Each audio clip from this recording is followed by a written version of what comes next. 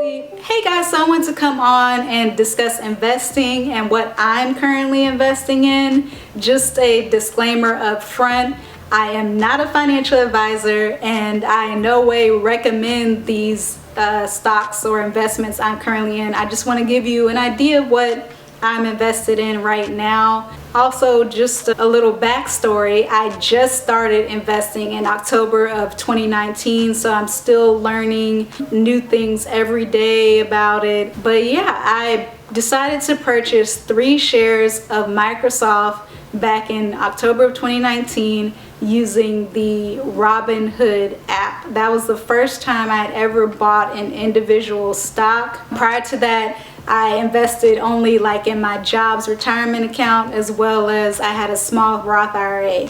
So it was definitely like a way to get my feet in the water, I feel. Back then, Microsoft shares were worth about $140 each, and I bought 3 of them.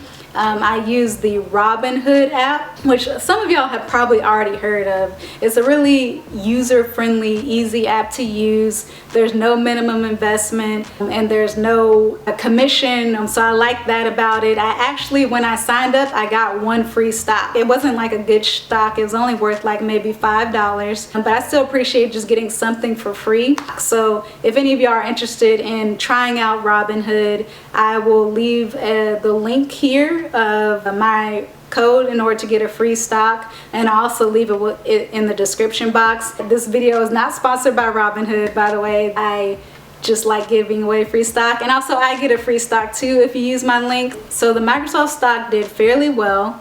I ended up selling it for $166 back when the pandemic just started in early March. So I earned about $26 per share just from that short time period from October 2019 to March 2020. Then I ended up transferring to Merrill Edge after that as my brokerage account. I decided on Merrill Edge because Bank of America owns Merrill Edge and I bank with Bank of America, so it made transfers really easy. Merrill Edge offers 0 commission trades as well, which I liked. There are many other brokerages out there you can look into that also offer 0 commission trades and no minimum investments. You just have to research and find the one that's best for you. So with Merrill Edge, I decided to focus mostly on buying ETFs or exchange traded funds. I prefer to buy ETFs because with ETFs and mutual funds, they contain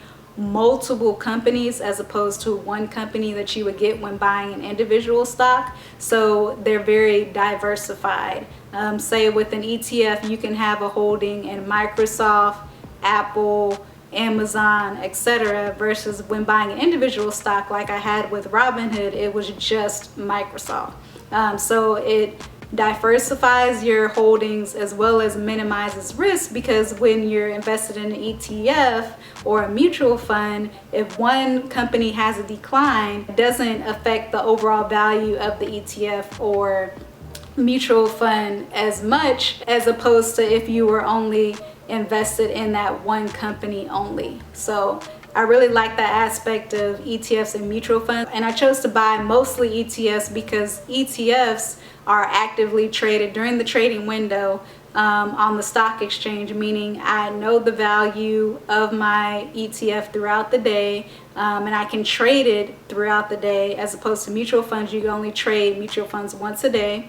And also mutual funds sometimes require a minimum investment. I've seen like $1,000, $2,000, $3,000 minimum investments for mutual funds, versus with exchange traded funds, you can buy 1 share that can be worth anywhere from like $80 to $300. Like there's definitely a lower range when it comes to investing in ETFs and getting your foot in the door. So yeah, to the left is what I'm currently invested in. So starting from the top, I am currently invested in Microsoft and Apple. I did repurchase Microsoft with Merrill Edge. And then I'm also invested in Apple. These 2 have been doing really well. I'm also invested in these 5 ETFs. The first 3 are tech-related ETFs. There's VGT, XLK, and QQQ. They each reach different benchmarks within the tech sector. There definitely is a lot of overlap within these companies. I would say Microsoft and Apple are the top companies in all three of these, but I'm again still experimenting and I want to see how they do. So I wanted to try out different and buy different types of tech related ETFs, and I am focused mostly in tech because tech has been outperforming the S&P 500 and the total stock market lately, and for the past couple of years it seems. So tech makes up most of my portfolio, and then I'm invested in two non-tech focused ETFs. These two ETFs do have a significant portion of tech funds still, but they're not solely focused on tech like the other three I mentioned. The first one is SPY, which tracks the S&P 500, and then the second one is VONG, VONG.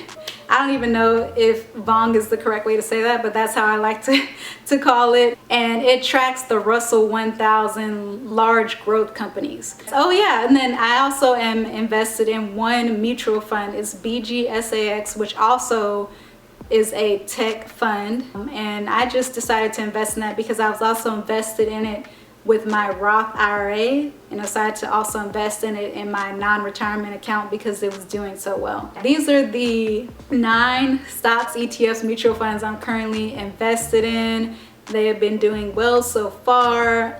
To find these, I used a number of different sites, one of them being Zacks.com. One of the main investment strategies I've heard is what's called the 3 Boglehead Method, which is what I hope to transition to in the long term. And what the 3 Boglehead Method is that you invest in 3 different mutual funds or ETFs, one being a US stock market fund, one being a bond fund, and one being an international mutual fund or ETF. And you allocate money in between these 3 depending on how much of a risk you want to take. And the reasoning behind this method is the US stock market has traditionally done better than managed funds in the long run. So that's a way to also streamline your investing, because with that method you're only invested in 3 ETFs or mutual funds. You're not having to worry about the 9 or so that you could be invested in. So that's what I hope to do in the long term. I do want to mention another YouTube video that I really liked about investing, the YouTube channel The Come Up, and I will leave a link in the description box for her video. It's pretty much an investing for beginners video, and it's about her investing strategy, and she follows the 3 Boglehead Method. Right now I'm still wanting to experiment and try out new stocks, so I'm invested in way more than 3. But if you want to hear more about the Boglehead Method and the benefits of the Boglehead Method, you can check her out.